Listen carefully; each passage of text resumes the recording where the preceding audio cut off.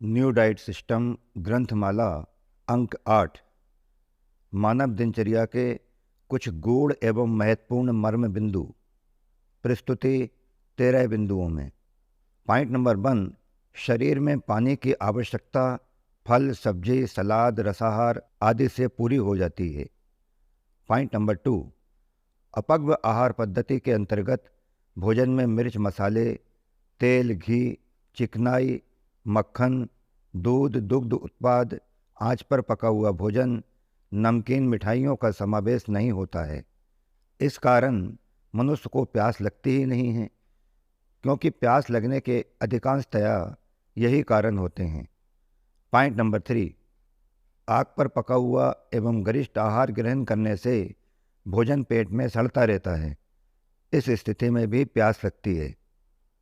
Point number 4, अतः प्यास का लगना इस बात की ओर इशारा करता है कि निश्चित रूप से हमारे खानपान एवं दिनचर्या में हमसे कहीं कुछ छेड़छाड़ अथवा गड़बड़ी हुई है, जिसके कारण हमें प्यास लगी। अपनी उस गड़बड़ी में हमें तत्काल प्रभाव से सुधार करना चाहिए।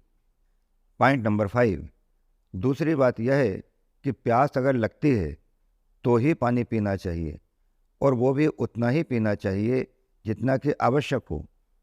पानी आवश्यकता से अधिक नहीं पीना चाहिए, और वह भी दिन में 12 बजे से रात्रि 8 बजे के बीच ही पीना चाहिए, अन्यत्र समय में नहीं।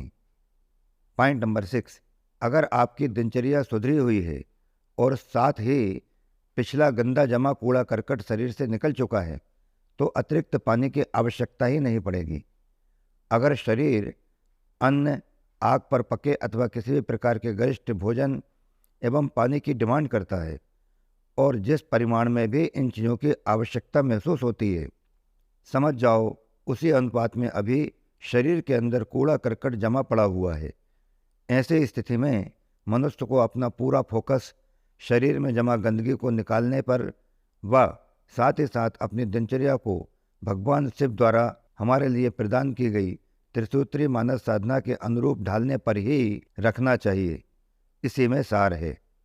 पॉइंट नंबर 7, इस प्रकार हमें एक महत्वपूर्ण बात सदैव अपने जहन में रखना चाहिए कि हम अपने भोजन को ग्रहण करते समय पूर्णतया सजग एवं चौकन्ने रहें। कोई भी इस प्रकार का भोजन या भोजन का ऐसा रूप जो शरीर के बाहर अथवा अंदर कुछ समय तक रखे रहने पर अवधि के बढ़ने के साथ ही बुरी तरह सड़ने लग जाता हो, अर्थात आग पर पका हुआ भोजन व जिसको पचाने के लिए बहुत ज़्यादा शारीरिक ऊर्जा खर्च होती हो, बहुत अधिक जीवनी शक्ति खर्च होती हो, अथवा ऐसा गरिष्ठ भोजन जिसके सेवन से बड़ी मात्रा में बदबूदार अपशिष्ट अथवा मल आदि बनता हो, इस प्रकार के तमाम भोजनों से जितना संभव हो सके हमें दूरी बनाए रखनी चाहिए। पॉइंट नंबर 8, आंच पर पके हुए कृत्रिम भोजन में शरीर के लिए आवश्यक सभी पोषक तत्व नष्ट हो जाते हैं, बस शरीर के अंदर नाना प्रकार के रोगों को पैदा करने वाले कारक विकसित हो जाते हैं। इसीलिए आग पर पका हुआ मानव निर्मित भोजन अत्यंत जहरीला एवं घातक होता है। ठीक इसी प्रकार अगर ईश्वर द्वारा प्रकृति के अंदर तैयार किए गए उसी भोजन को बिना आग पर पकाए अपक्व जस का तस अथवा अनाज के साबुत दानों को अंकुरित करके अपक्व रूप में ही ग्रहण किया जाए, तो ऐसे भोजन के पोषक तत्व नष्ट नहीं होंगे। ऐसा भोजन आंतों में लंबे समय तक सड़ता नहीं रहेगा। ऐसा भोजन आंतों में सहजता के साथ अल्प ऊर्जा को खर्च करते हुए अल्प अवधि में ही पच जाएगा। इस प्रकार के अपक्व भोजन के सेवन से बड़ी मात्रा में बदबूदार अपशिष्ट नहीं बनते, और जो भी अपशिष्ट बनते हैं वे आंतों में चिपकते नहीं, अपितु तीव्र गति से उत्सर्जित हो जाते हैं।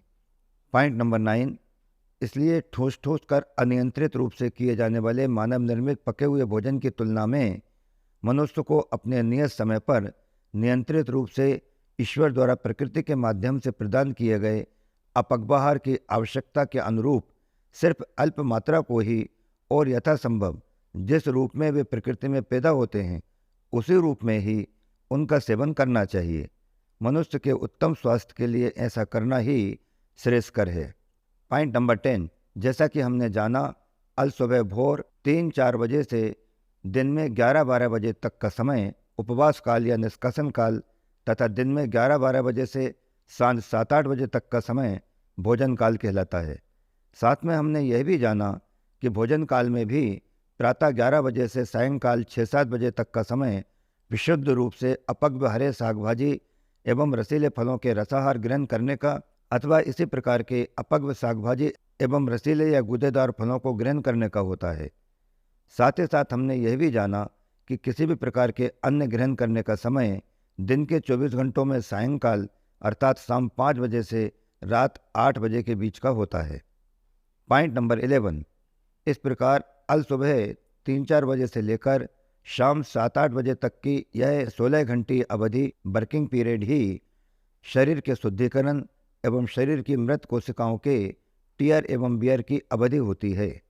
इस अवधि के आरंभिक 14 घंटों में हमें अन्न अथवा किसी भी प्रकार के गरिष्ठ आहार का सेवन करके शरीर के अंदर चल रही निर्धारित अति महत्वपूर्ण क्रियाओं में किसी भी प्रकार से छेड़छाड़ नहीं करनी चाहिए। पॉइंट नंबर 12, सांझ 7-8 बजे के बाद बारी आती है ग्रहण किए गए भोजन को पचाने एवं आत्मसात करने की। यह अवधि शाम 7-8 बजे के बाद आरंभ हो जाती है और अगले 8 घंटे तक अर्थात अल सुबह 3-4 बजे तक चलती है। पाचन अवधि के बाद सुबह सुबह फिर वही निष्कासन की क्रिया अर्थात अवशिष्ट मल को शरीर के सभी उत्सर्जन मार्गों से बाहर निकालने वाली प्रक्रिया पूर्ववत अगले 8 घंटे के लिए आरंभ हो जाती है। लास्ट वन, पॉइंट नंबर 13, वास्तव में रात्रिकालीन 8 घंटे की निद्रावस्था में ही शरीर के अंदर दिन में हुई टूट फूट का समुचित रखरखाव होता है। इसीलिए निद्रा काल को रखरखाव काल भी कहा जाता है।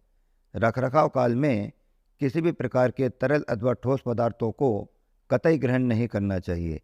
शरीर के लिए अति महत्वपूर्ण इस रखरखाव वाली अवधि के दौरान किसी भी प्रकार की चीज ग्रहण करके व रात वाली 7 से 8 घंटे की रात्रिकालीन निद्रा में किसी भी कारण से कटौती करके शरीर के अंदर चल रही अत्यावश्यक अंतःक्रियाओं में मनुष्य को कतई छेड़छाड़ नहीं करनी चाहिए।